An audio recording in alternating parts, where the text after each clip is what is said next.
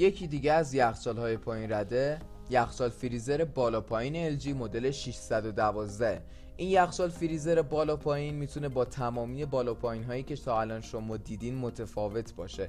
بالا پایینی که از قابلیت جدید هوم بار استفاده کرده. همونطور که توی عکس مشاهده میکنید قسمت بالا کاملا به فریزر اختصاص داده شده و در قسمت پایین که یخچال قرار داره یک عدد هوم بار تعبیه شده جهت دسترسی سریعتر به مواد غذایی و یا یخچالی بالا پایینی با عنوان 3 درب هم میتونیم به این یخچال بدیم که بسیار زیباست و از ظرافت بسیار زیبایی برخورداره. همونطور که توی عکس مشاهده میکنید هومبارش هم به این شکل باز میشه.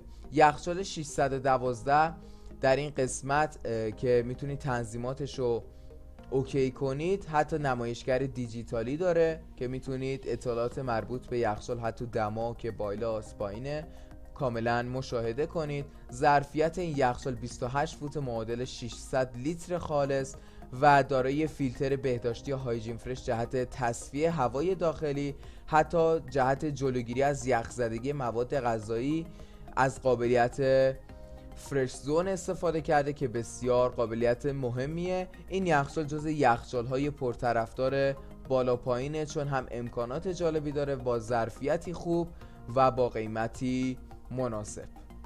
یخچال 612 حتی مدل مشابهش هم مدل 702 و 732 که دقیقا به همین شکل و فقط از لحاظ سفارش و کمی در لحاظ سایز متفاوته.